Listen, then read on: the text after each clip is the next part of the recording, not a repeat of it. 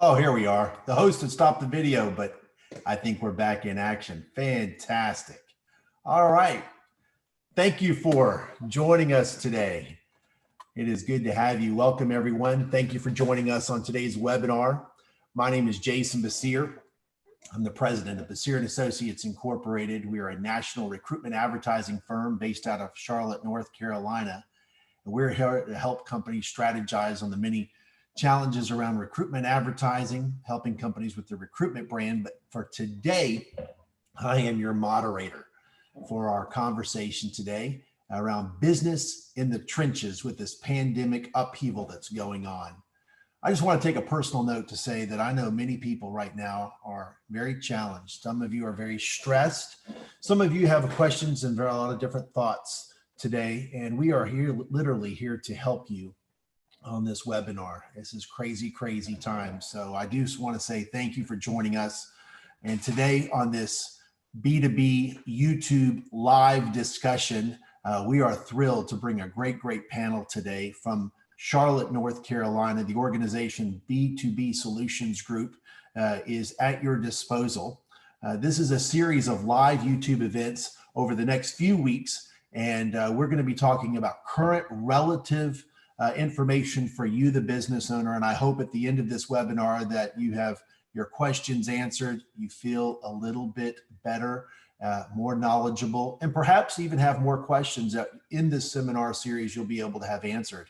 Our discussion is going to be broken down into two different areas of business. We're going to start our discussion today with the financial arena of your business. This will include the Payroll Protection Act. It'll include the EIDL loan and some explanation around that. We've got some experts. Then we're going to pivot our discussion today to some strategy conversation around your company and helping you with that strategy in these crazy times. So before we get started, this is a live event, unlike just being recorded. So right now, if you would take a moment, perhaps you could share this live stream with folks that you know that might have questions. I invite you to do that now.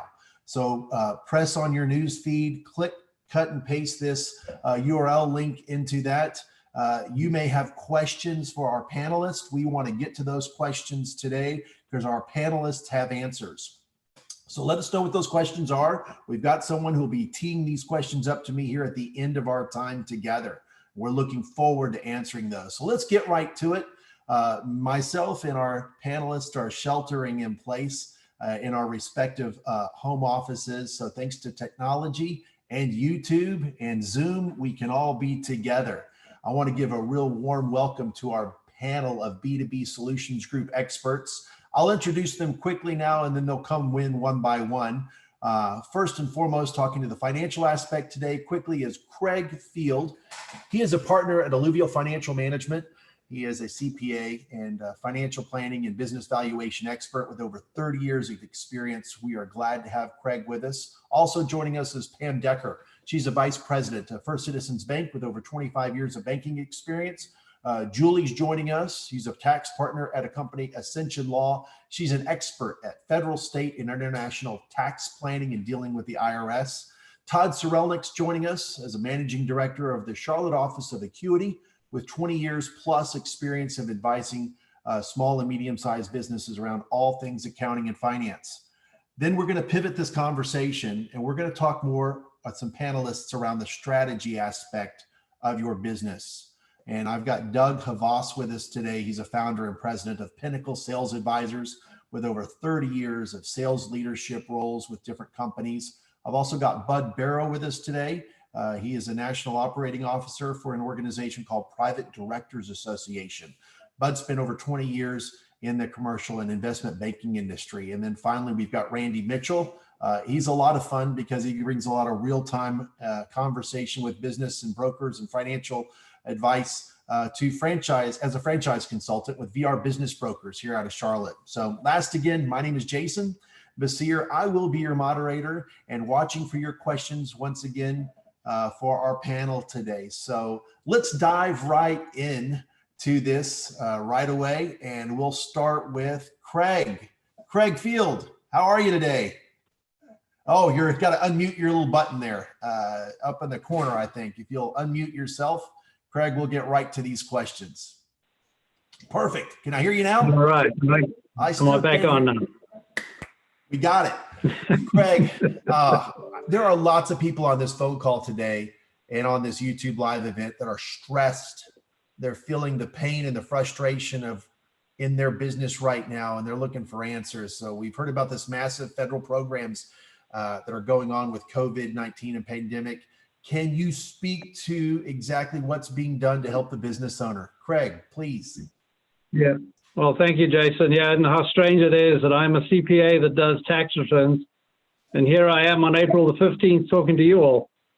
But that is part of the solution that's been provided. The IRS, as you probably know, has extended the tax deadline to July 15. So all tax payments and filings, that's important, can be paid and filed by July 15 without any penalty. And the state of North Carolina and South Carolina, where we're located north, has done the same thing. So pressure is off. Don't worry about getting your filings in today. Don't worry about paying today. You've got a couple of months for that. The other things that have been put in place, there are many programs, but there's 4 I wanted to touch on, and then our experts can go into more detail. Firstly, the stimulus payments, which people should be getting right now this week as we speak. That's the $1,200 payment to individuals, $2,400 to couples, and then $500 for dependent children under the age of 17. There is the SBA Economic Injury Disaster Loan. That is a loan that is available directly through the SBA, Small Business Administration. You go onto their website, you can apply. There is a small grant aspect to that based on your number of employees.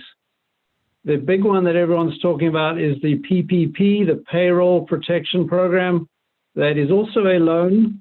It's based on 2.5 months of 2019's payroll.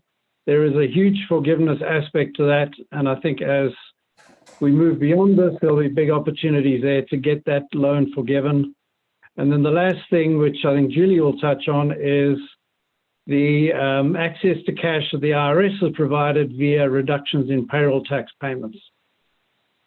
Those are very, very helpful things, certainly helping small businesses. We've got also Pam with us on the line. Pam, thank you, Craig, for that. You represent the banking perspective here a little bit. So help us a little bit, Pam. What is this forgiveness program? I know that's probably tweaked a bunch of ears, but it has some questions as a business owner. So how can I take advantage of it? So the PPP program, as Craig was speaking to, is really a great program for business owners and also for 1099 contract employees. As a business owner, you can submit an application through your local bank, and it is processed through the SBA, and you can use it for your payroll, your utilities, your rent, etc. What happens is it goes through the process, and if that money is awarded to you, once the money is given to you at the 8-week process starts the day you get the funds. So in those next 8 weeks, you have to provide documentation on what payroll you've spent, what utilities and rent. And if you spend 75% of that money on your payroll, 25% of that money on your utilities and rent, then all that money is forgiven. So you do have to do a little bit of work in the 8-week process, but your banks are really knowledgeable and able to get you through that process pretty quickly. So it's a really great program. The one thing with the program is if you have 1099 employees, you cannot count them towards your payroll. You can only count the W-2 employees. But those 1099 contractors can apply on their own and get paid separately on their own. So there is a way for them to get their money as well. That's helpful. There's something about PPP and this EIDL loan thing. Can you speak to what is that, and can you apply to both programs? Yeah, so definitely. You can apply to both programs. The only thing you cannot do is you can't use the funds for the same thing for both programs. So if you're using the PPP to pay your employees and your utilities, If you get the emergency loan, that's more for buying inventory or paying loans down or just normal cash flow that you would need. So you can apply for both. The emergency loan, you apply right on SBA.gov, but the PPP loan, like I said, you have to apply through your bank. That's so helpful. Thanks so much, Pam. We appreciate that. I'm going to pivot real quickly over here to our friend Julie. Julie, how are you today? Oh, got to take that button off. I'm unmuting myself. I am great. Thank you so much, Jason. Julie, I've got a couple questions directed to you right out of the gate. I know you've talked a lot in your tax planning and counsel, and you've worked with the IRS. What are there other incentives available, and is the IRS doing anything to help? No, the IRS is doing what it can to help. I mean, first, I should mention, as Craig mentioned, that when Congress has passed several pieces of legislation that give tax relief to businesses. It's important to know that a lot of this tax relief is dependent on whether or not you got the SBA loans that we were just talking about. So the first thing I wanted to talk about were the payroll tax credits under the CARES Act, the Coronavirus Relief and Response Act, which was passed by Congress on, I believe, the 27th of March and signed by the president same day. That was really great.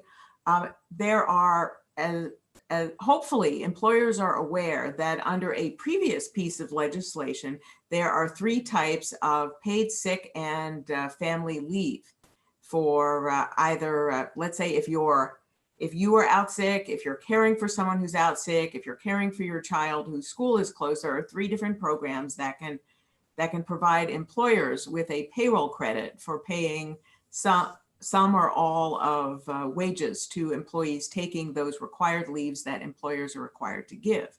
And the CARES Act has provided a mechanism to fund those paid leave. Employers can take a tax credit and basically take that tax credit against payroll taxes that they have withheld from wages paid to employees. And let's say that payroll tax credit, the withheld payroll taxes, aren't enough to cover what they are paying in terms of the credit for sick and family leave. They can then apply to the IRS every quarter for a refund of the difference between the credit they're entitled to and the amount of payroll taxes that they've already withheld. The IRS is still in the process of finalizing the guidance of how all this happens.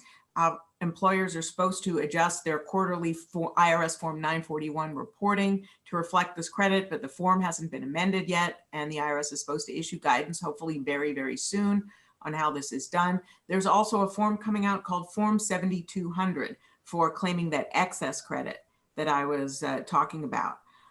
The other credit I wanted to mention real quick is, in addition to the payroll credit for sick and family leave, there's also a payroll credit for qualified wages.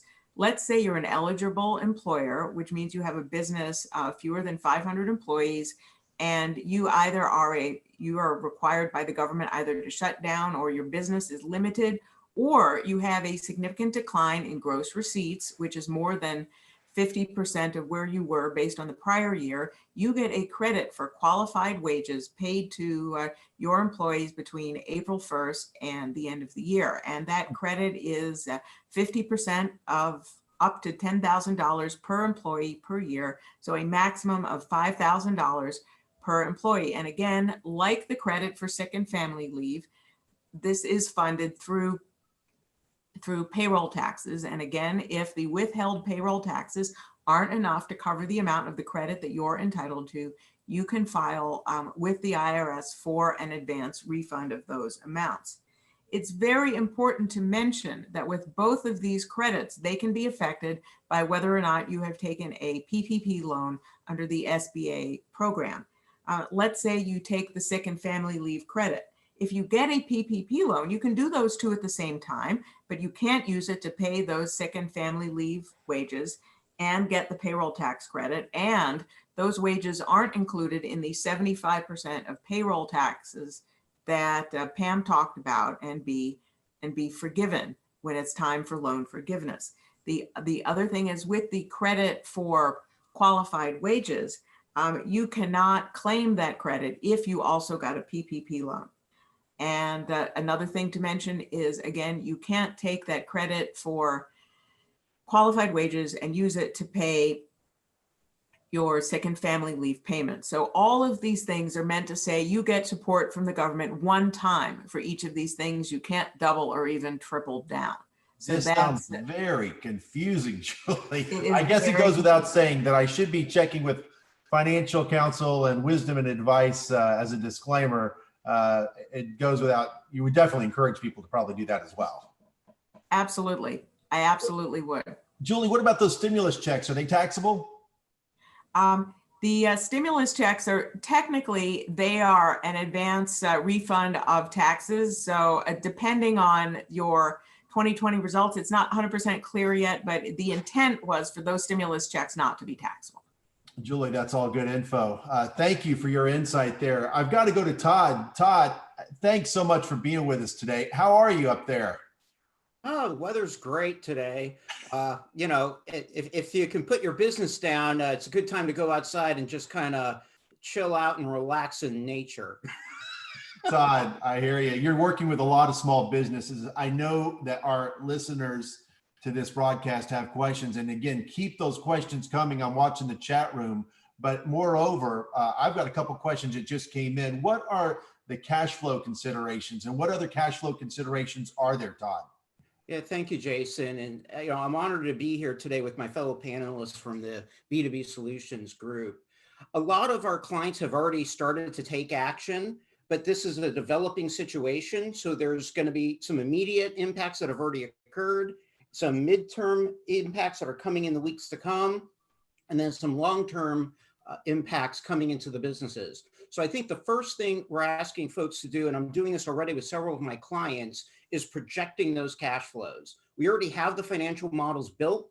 If not, now's a good time to start with a 13-week cash flow if you don't have one that goes all the way out to the end of the year, and start adjusting and looking at your business in terms of where you think things are going to be.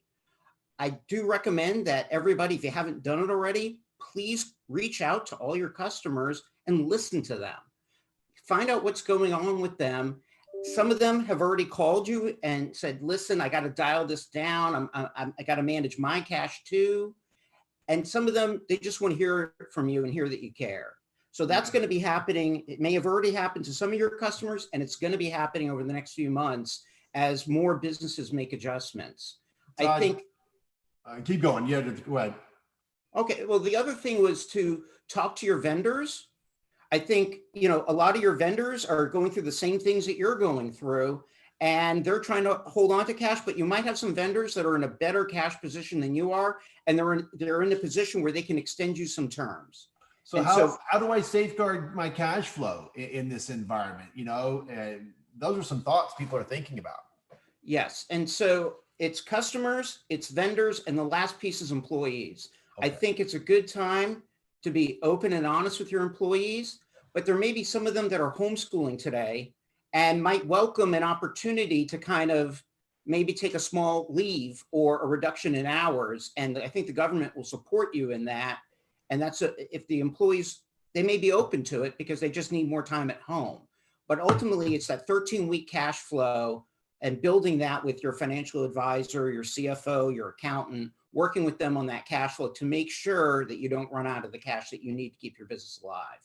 Todd, this is a long shot, but should I do a reduction in force potentially? And do I put money into my business right now? I know that's probably few and far between, but there might be one or two people out there that are thinking these thoughts. Yeah, and I think this is a time to kind of get real and get very pragmatic about your business. If your revenues have gone to zero, you need to get your expenses down to zero as fast as you can.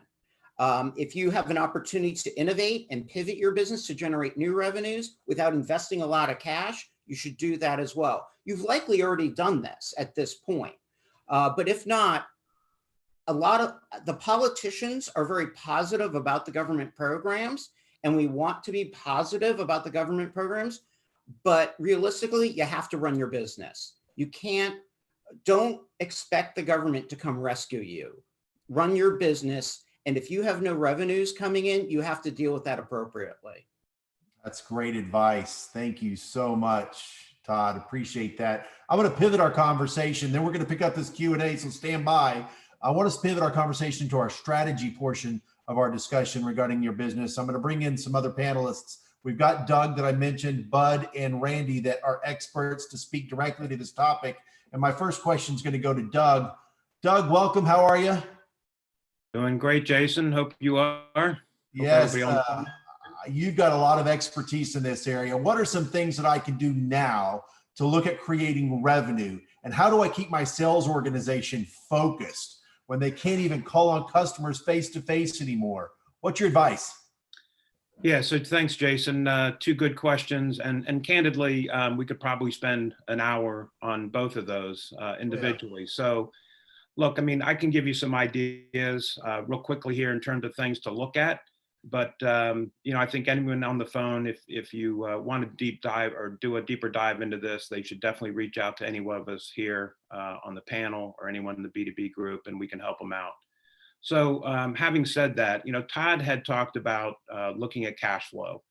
And I think it's really important to look at the flip side of that coin, which is really looking at revenue. And so the first thing that I've been working on with my clients is make sure you have a really good handle on your revenue forecast. So if you're a seasonal business, you may have been more impacted than others.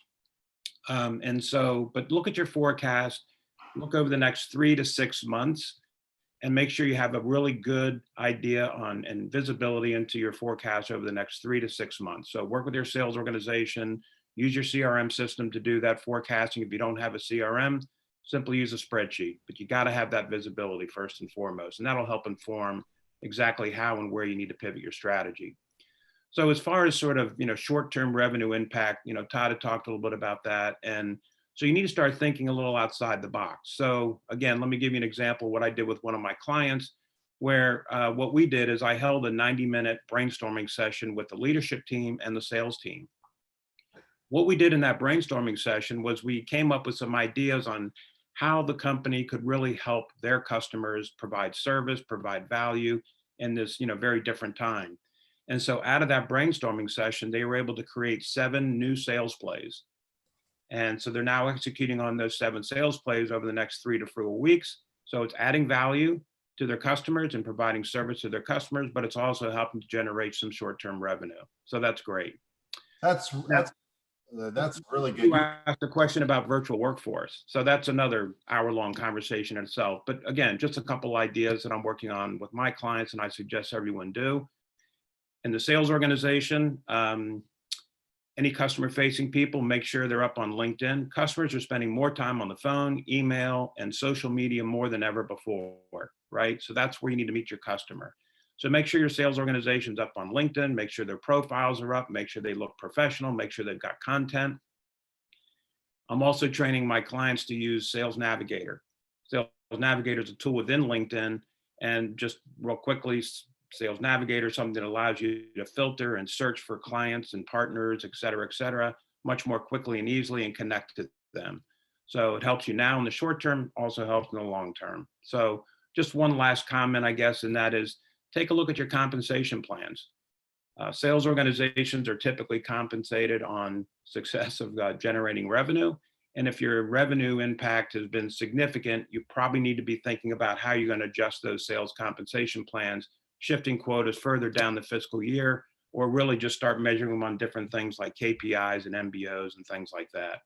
So those are just some quick ideas. Again, we can dive deeper offline, and hopefully people will be asking questions and we can address these in more detail. So Jason, I'll put it back to you. That's good. I'll ask one more question to you, Doug, in 30 seconds. What should I be thinking about for planning on my company's strategy as we get to the other side of this pandemic?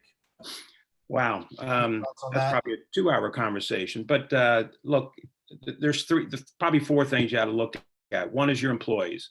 Todd had mentioned this. So employees, make sure you have the right people in the right seats. Look, there's a tremendous amount of chaos, and it's going to be chaos for a long time. And you might be a mature operating company, but it's going to feel an awful lot like a startup when we get on the other side of this, and the green light, the yellow light, or the staggered light, whatever it is. So we can talk about this a little bit more later, but look at your employees. You have the right people in the right seats, because what you have them doing today in this new chaotic environment they might not be the right people to do this. You need to start shifting people around in different chairs to make sure they're doing the right things where their best skills are. The other thing is look at your whole supply chain. Make sure you understand where your vendors are, where your subcontractors are, because frankly, you need to make sure that you understand where they are, you know, green, red, yellow. That's one of the things I'm doing with my clients is taking a look at all those vendors and doing a green, yellow, red assessment of where they are. Because if you have a really weak vendor or a subcontractor in there, it's going to really impact your ability to create revenue when you're on the other side of this. Again, we talked about customers. I won't spend any more time on that, and leadership. So let me turn it back over to you, Jason. Thanks so much. That's all great. I'm going to kick it over to Bud Barrow. Bud, thanks for joining us today. How are you doing? Great. How are you? I'm humble and teachable and trainable and hopeful. And you guys' content's great. Bud, you've got a lot of expertise. You've seen a lot of stories. How do I best assess a business and see where it's going realistically right now? I mean, how does it remain viable and continue to operate successfully with the stress going on today? Any thoughts there? Well, thank you, Jason, and good morning to everybody. And I want to build on what Todd and Doug have already talked about. Without question, just like 9/11, the Great Recession, Pearl Harbor, the onset of the Great Depression, the swine flu, the Spanish flu, COVID-19 is a very traumatic, emotional, transformative event.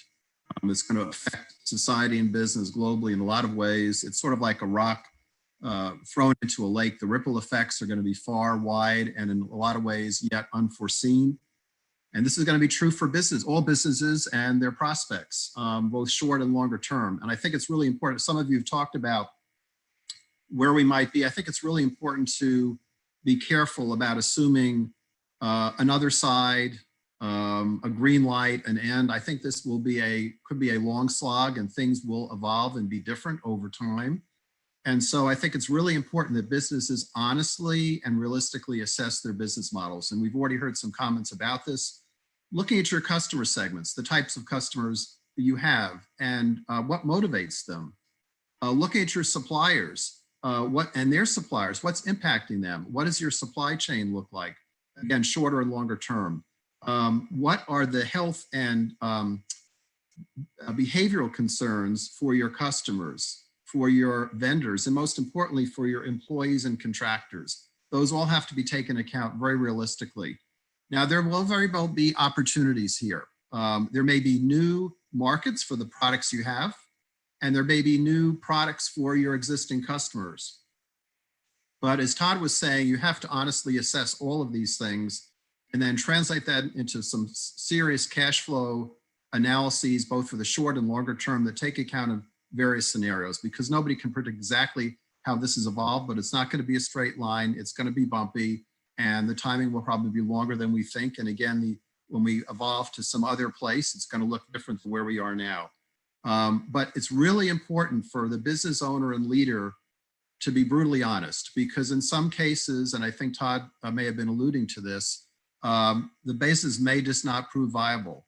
And it's really important to make that assessment honestly, because you want to be building a bridge to some kind of future, but not a pier, because you owe it to your customers, to your employees and your vendors with that honesty for a whole bunch of reasons. So in summary, I'm sure we'll have more questions and more discussion.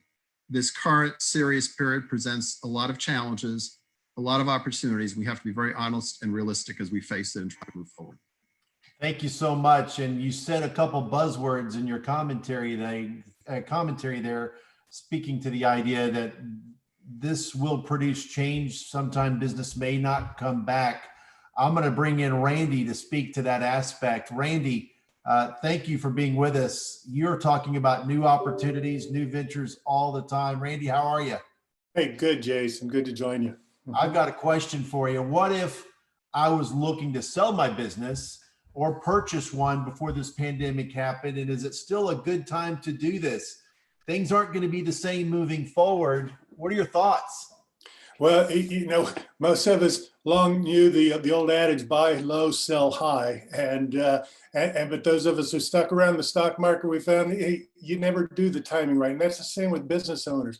They've for a couple of years, they've been telling us in our business brokerage business, you know, they want to continue because things are going so well. Well, things may not be going so well now. So what I'm observing are those who are considering selling their business, they're probably falling into one of three categories. One, things are going well. And we talk with business owners all the time that even through quarantine and stay at home, their business is doing well. It depends on what kind of business they're in. Related to that, they may be doing fine, but they're taking a time out right now in their business. And I think many potential buyers of those business are going to recognize there's a 2-3 month timeout in the revenue flow. And they're going to be able to excuse that when they look at the value of the business. Second major category I'm seeing in business owners who are considering selling, they're mortally wounded. Things don't look good. They're not going to be coming out of this strong, but maybe still strong enough that they can operate, but they'll be hobbled for a while then. Those folks need to be realistic about what the value is in their business. They need to seek some guidance from their accountant, from their business broker, trusted advisor on what their business may truly be worth, because it is probably not worth what it was before, and it may take a while to get back to what it was. The third group, unfortunately, are some businesses who may not survive this. And they're going to come out of this, they may need to do a quick sale or they won't be able to sell at all. I think the bottom line comes back to this point I shared moments ago, being realistic with yourself, being realistic of what my value is, the value is in my business. If you're a business buyer, someone who's considering getting into business ownership for maybe the first time, there's going to be some bargains out there. But the same lesson is there for those buyers. You need to be realistic. Not every business is a bargain.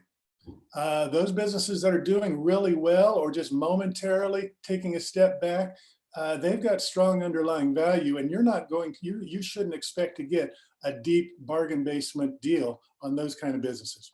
So there's other advantages out there for buyers. There's great flow of credit. Some of the folks here on this call with Julie and others have shared about how the SBA is coming through with some good money then for them. One of the things I think has been overlooked, it's in the section 1112 of the CARES Act, is that for folks who are considering buying a business, getting an SBA loan to finance that, the SBA will pay your first 6 months principal and interest of your loan. And now that's just an amazing thing. And that is, these are for loans that close by the end of September. So if someone is considering buying a business, may need to get SBA financing, that can be an attractive benefit out of getting that financing. So bottom line there's bargains to be had if you're considering buying a business, but you need to be realistic. You need to, if you're a business owner, you need to be flexible as well. If you're that business owner, remember, folks who are considering buying your business, they're going to look at the cash flow of your business. That's what they're buying. They don't care what you invested in your business. They don't care what your retirement needs are. They're worried about what's the cash flow in that business. So getting that dose of reality is going to help buyers and sellers find that common ground in a post-COVID environment. Randy, I've got to ask you though, as you think about all the hoops and all the stress that's going on right now, what's the reality of someone buying a business and getting all the financing and all the paperwork? I mean, you see this every day, day in and day out, of that really being able to come to pass. It seems like there's a log jam. And if I were to jump into that ship with you, it may not come to pass to be protected by all these stimulus and beneficial things that are supposed to benefit me before the time runs out.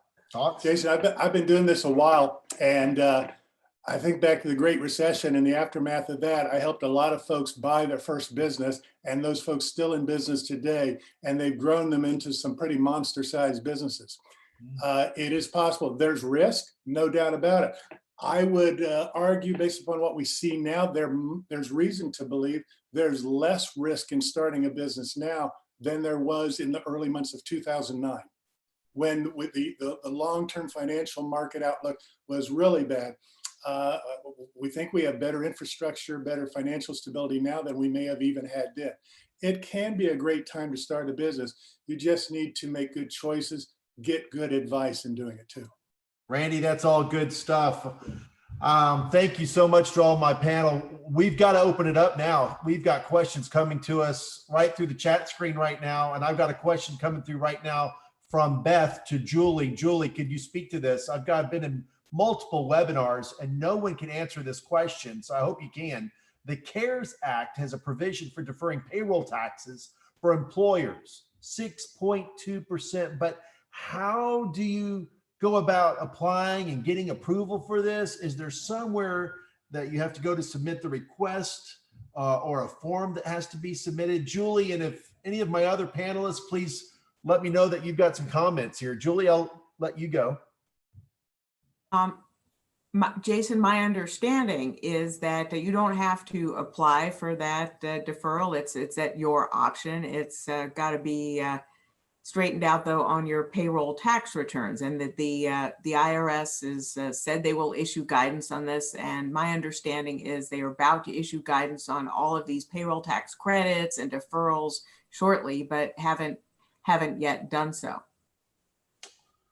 Perfect. Next question right off the web from Christina. Bud, if you could comment on this one, this would be great. Do you think this is going to be an opportunity for a technological advancement? And do you think more people are going to lose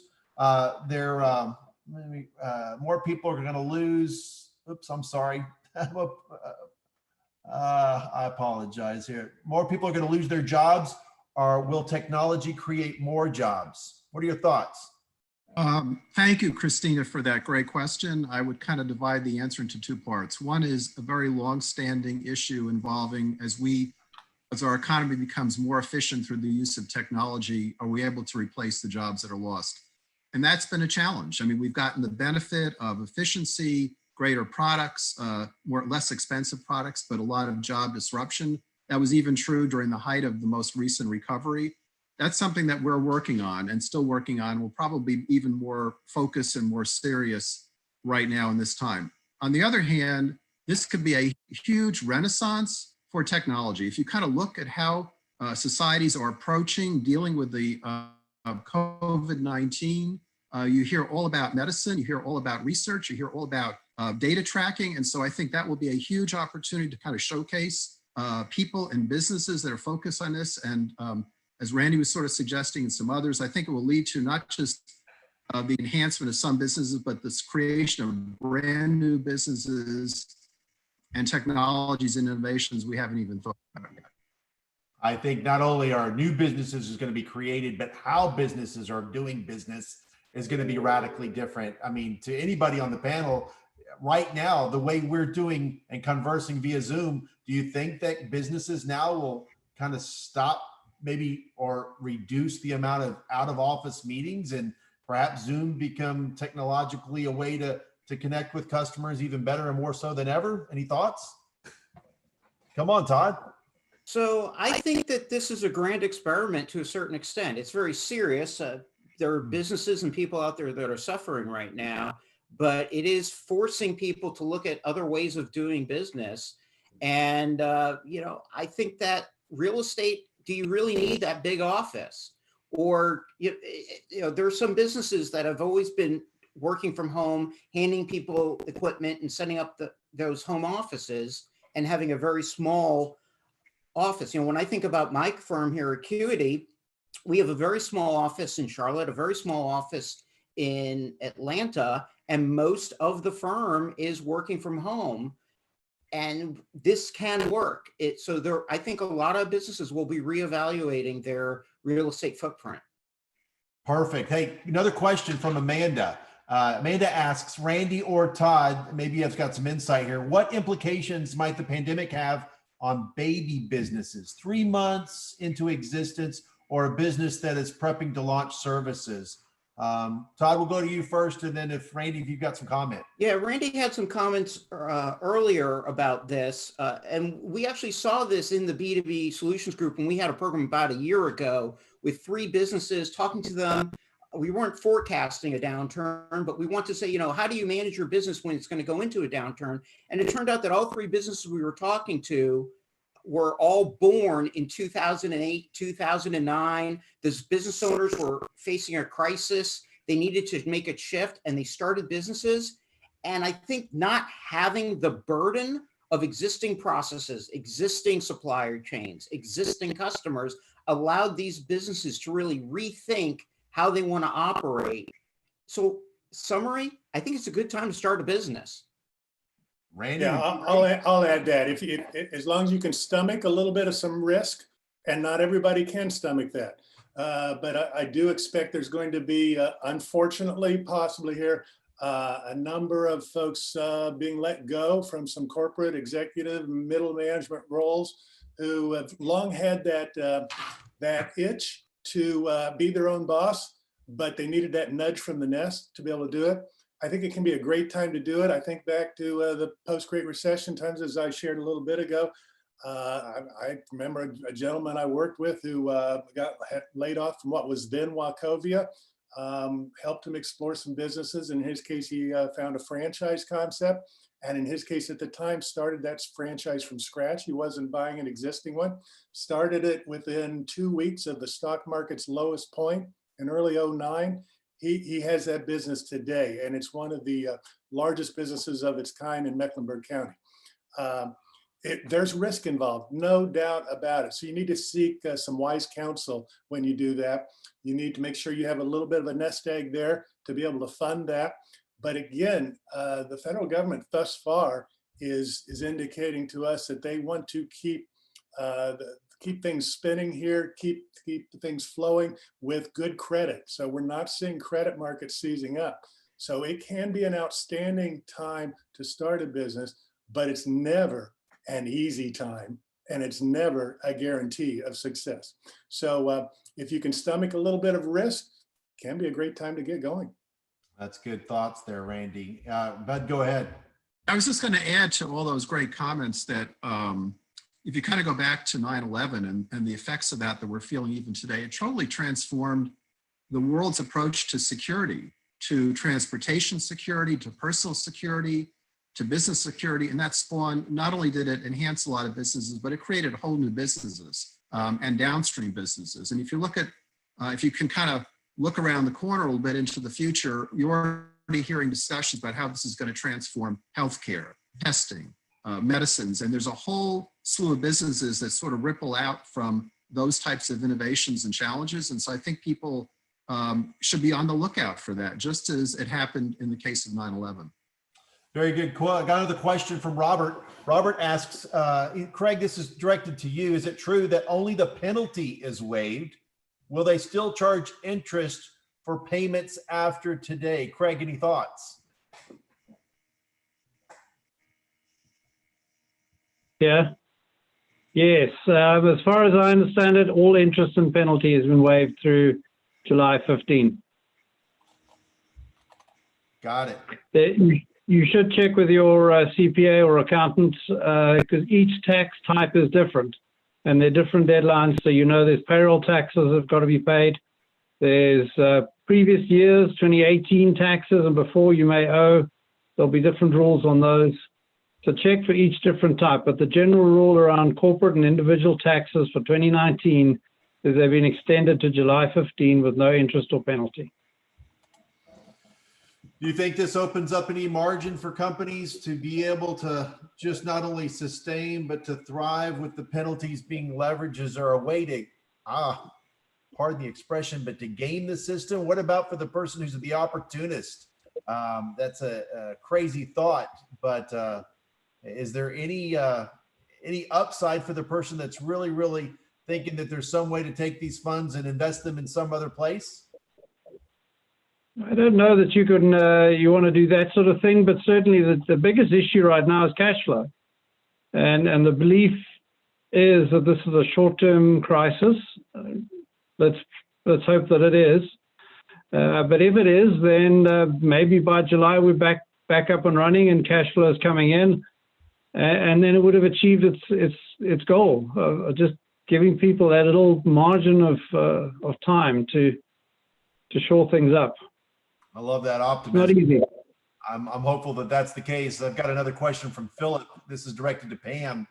Pam, if you could tell us how much percentage do you have to pay in the PPP forgivable loan if you use the PP money for mortgage and utilities because your employees are better off taking unemployment insurance. Thoughts?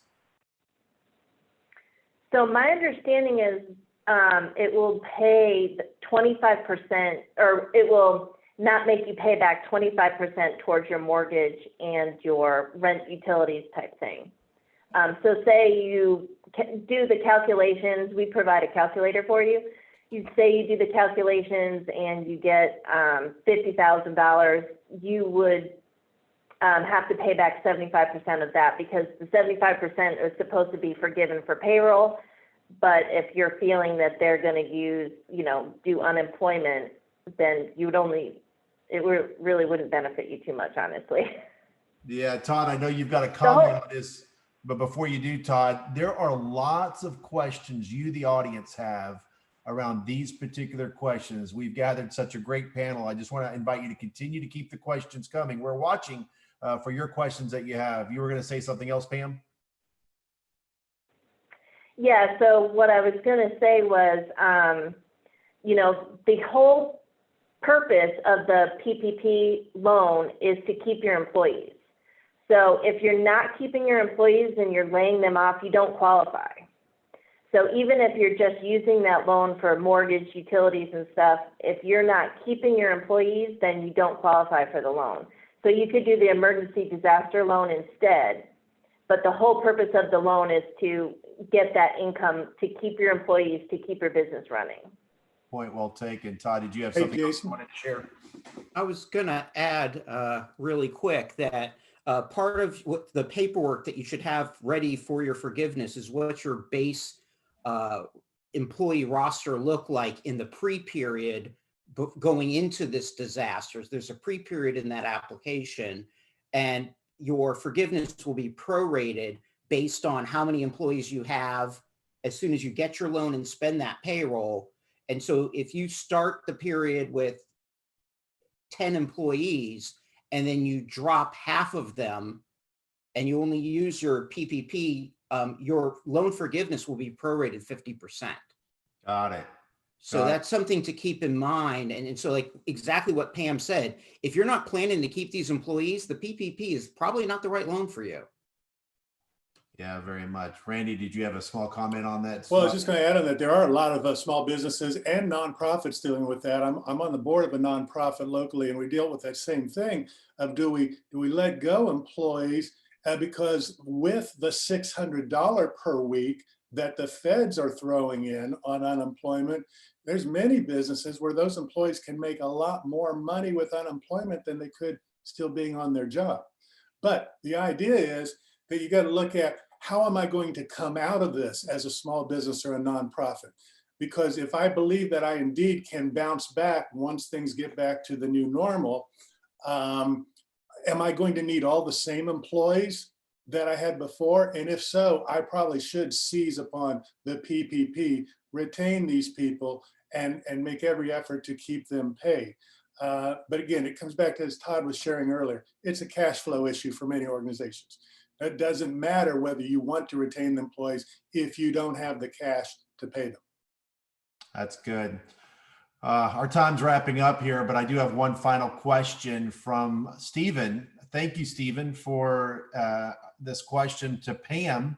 Pam, Stephen asks, are you helping your existing business clients only, or are you helping prospects as well? That's a big one. Pam?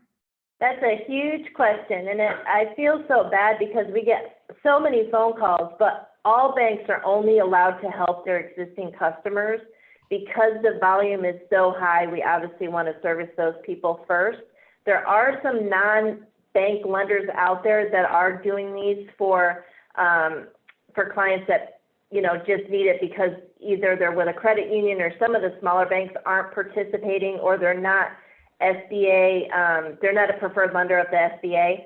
So there are other resources out there, but unfortunately, all banks have to only do it for their current existing customers because the volume is just too high. And I'll stretch you a little bit, Pam, and if anyone wants to chime in, I know Stephen's thinking, I'm not your current customer. Can you give me some counsel of where I can turn to find my answer? I know geographically we've got people from all over the United States tuning in. Where can they find these answers? Well, there's a really great non-bank lender in Charlotte, and you can do it even if you're not in Charlotte, but it's harvestsbf.com. Oh, And you can go there and they will help any person that can't get it done through their current bank. wow. That's a nugget. Stephen, that was for you. Thanks so much for presenting us that question. We are just out of time. I can't thank you enough to our panelists, each of you, Craig, Todd, Doug, Pam, Julie, Randy, Bud, and David for being in the control room with Tom, for just being with us. We want to thank you, our audience, for taking time to tune in to our event today on YouTube Live. Remember, if you've got more questions specifically for our fine panel, you can reach them directly through the link below. There is a website, B2B Solutions Group .net. That is a great place to get direct contact information for each of our panelists, and you can connect with them again directly that way. We're also sending out a survey for those of you who pre-registered. We want to hear more about what you liked and what would you like to see more of. And if you would like to have additional help in this area or other facets or areas of your business, please fill out this form. Let us know. We're going to continue to produce these events, so you want to subscribe to this YouTube channel. Our next event will be on April 29th at 11:30. So we'll be continuing our discussion on business in the trenches, but we're going to be covering the operational side of business. So that's what will be our focus. So if you can be thinking about questions you have in advance, we will be speaking to that. We'll have another great panel from the B2B Solutions Group as well. And these are crazy times in COVID-19. They're crazy, but they're not impossible. You can and you will get through this. We are for you, and we want to continue to speak to the pain and the frustration and the challenges that you uniquely have in your business. So until next time, we thank you so much for being a part of what we just enjoyed today. You have a fantastic day and keep living out loud and on purpose. We'll see you next time.